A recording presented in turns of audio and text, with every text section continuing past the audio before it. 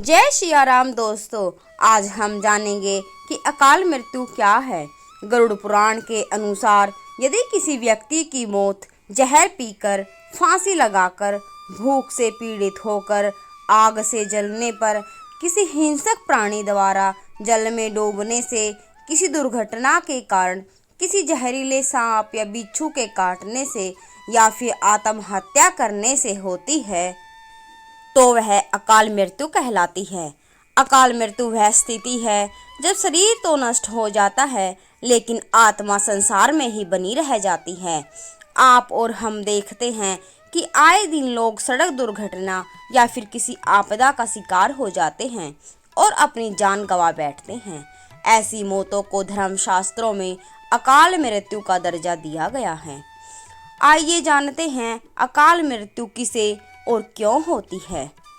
यह एक अटल सच्चाई है कि इस धरती पर जिस भी प्राणी ने जन्म लिया है उसकी मौत होना तय है। यह एक ऐसा सच है जिसे बदला नहीं जा सकता।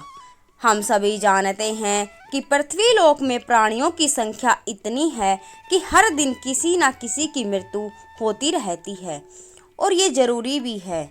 प्राचीन प्राणी जाएगा तो एक नए प्राणी का सर्जन होगा। मृत्यु के बाद सब परमात्मा की शरण में जाते हैं, लेकिन ये सब पर लागू नहीं है। सीधी सी बात है कि हर प्राणी को मोक्ष प्राप्त नहीं होता। इनमें से कुछ ऐसे भी होते हैं जिनकी आत्मा सदियों तक पृथ्वीलोक में ही भटकती रहती हैं और इसका कारण है कि उनकी अकाल मृत्यु होना, यानी भगवान का दिया हुआ पूरा जीवन न जीना। आइए अब जानते हैं कि अकाल मृत्यु कैसे होती है। हमारे वेदों में मनुष्य की उम्र 100 साल निर्धारित की गई है, तो अकाल मृत्यु क्यों होती है? इन 100 साल की उम्र में दुष्कर्म को नहीं मिलाया गया है। मतलब इंसान की मृत्यु तभी होती है जब उसके पास धर्म कार्यों के लिए शक्ति नहीं होती या फिर उसका शरीर उसे धर्म कार्य करने की इजाज़त नहीं देता, अर्थात वह धार्मिक कार्य करने के लायक नहीं रहता। इससे अलग जब कोई व्यक्ति अपनी इच्छा से धार्मिक कार्यों को त्याग देता है तो पृथ्वी पर उसके जीवन की अवधि कम हो जाती है। यानी इंसान की उम्र भले ही 100 साल की हो, लेकिन अपने कर्मों के कारण वह अपनी उम्र को खुद ही कम करता चला जाता है, जिस कारण व्यक्ति की अकाल मृत्यु हो जाती है। अब जानिए अकाल मृत्यु के बाद आत्मा का क्या होता है। भगवान श्री विष्णु जी गरुड़ पुराण के माध्यम से बताते हैं कि मनुष्य के जीवन के 7 चक्र निश्चित होते हैं। जो मनुष्य इस चक्र को पूरा नहीं कर पाते, ऐसे में वे मनुष्य अकाल मृत्यु को प्राप्त हो जाते हैं। अचानक ही मृत्यु होने की वजह से मनुष्य की मोह माया, इच्छा और तृष्णा बनी रहती है जो कभी पूरी नहीं हो पाती। ऐसे में शरीर तो नष्ट हो जाता है, लेकिन अकाल मृत्यु प्राप्त होने वाली आत्माएं धरती पर अपने परिजनों और जीवित लोगों को कष्ट पहुंचाती रहती है और अपनी तृष्णा पूरी करने की कोशिश करती है। गरुड़ पुराण के अनुसार प्राकृतिक मौत से मरने वाले मनुष्यों को 41 दिन में दूसरा शरीर प्राप्त हो जाता है। इसके विपरीत अकाल मृत्यु को प्राप्त व्यक्ति भूत, प्रेत, पिशाच, कुष्मांडा, ब्रह्म राक्षस, बैताल और छत्रपाल योनि में भटकता रहता है। उनकी आत्मा को जल्दी से शांति नहीं मिलती। गरुड़ पुराण के अनुसार अकाल मृत्यु में आत्महत्या को सबसे निकृष्ट माना जाता है।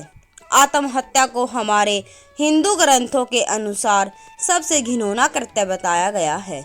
भगवान श्री विष्णु जी ने गरुड़ पुराण में आत्महत्या को ईश्वर का निरादर करना और अपमान करना कहा है। भगवान श्री हरि विष्णु जी कहते हैं कि आत्महत्या करने वाले मनुष्य की आत्मा पृथ्वीलोक पर तब तक भटकती रहती है जब तक कि वह प्रकृति द्वारा निर्धारित अपने जीवन चक्र को पूरा नहीं कर लेती। ये घोर कृत्य एक किस्म की सजा है। इस प्रकार की आत्मा को ना तो नरक लोक में जगह मिलती है और ना ही स्वर्ग लोक में। इस प्रकार आत्मा को मरने के बाद भी सबसे कष्टदायक स्थिति से गुजरना पड़ता है। यह आत्माएं अंधकार में तब तक भटकती रहती हैं जब तक कि उन आत्माओं का प्रकृति द्वारा निर्धारित जीवन चक्र पूरा नहीं हो जाता।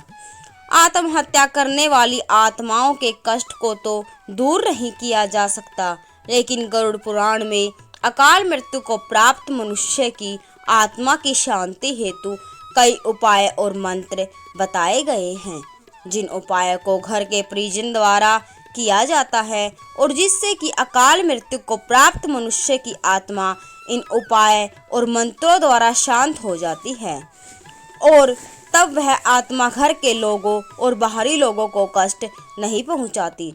लेकिन आत्मा इन उपाय और मंत्र के द्वारा केवल शांत होती है, उसे मोक्ष की प्राप्ति नहीं होती।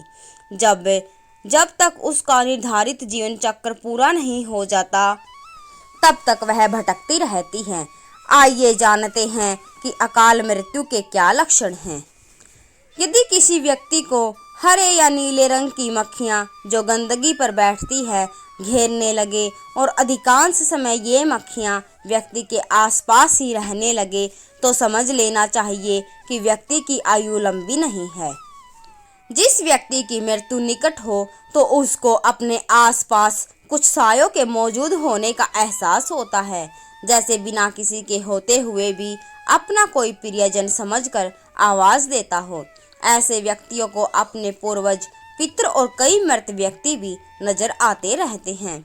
समुद्र शास्त्र के अनुसार जब मृत्यु निकट आती है तो हथेली में मौजूद रेखाएं अस्पष्ट और इतनी हल्की दिखाई देने लगती है कि उसे देख पाना संभव नहीं होता, यानी व्यक्ति के हाथ से किस्मत की लकीरें मिटने लगती हैं। जिन लोगों की मृत्यु निकट होती है वे अपनी छाया को भी खुद से अलग देखने लगते हैं। उनको ऐसा लगता है कि हमारी छाया हमसे अलग क्रियाकलाप कर रही है। आयुर्वेद के अनुसार मृत्यु से पहले मानव शरीर से अजीब सी गंध आने लगती है। यह गंध किसी मुर्दे की गंध की तरह होती है। इसे मृत्यु गंध भी कहा जाता है। यह हृदयघात रोग इत्यादि मस्तिष्क आघात के कारण ही उत्पन्न होती है। तो समझो मृत्यु निकट है। यदि कोई रोग है तो उसे टालिए मत, समय रहते इलाज करवाइए। जब कोई व्यक्ति सूर्य, चंद्रमा या अग्नि से उत्पन्न होने वाली रोशनी को भी नहीं देख पाता तो ऐसा इंसान कुछ ही माह में जीवित रहता है, यानी उसकी उम्र कम है। जब किसी व्यक्ति को पानी, तेल या दर्पण में अपनी परछाई ना दिखाई दे या परछाई विकृत दिखाई देने लगे तो समझो इंसान कुछ ही दिनों का मेहमान है। जब कोई व्यक्ति नशा, रोग, अत्यधिक चिंता या अत्यधिक कार्य करता है तो उसके भीतर की सभी नाड़ियां आदि कमजोर हो जाते हैं। ऐसे व्यक्ति की आंखों के सामने उठते समय, बैठते समय या किसी भी समय बार बार अंधेरा छा जाता है।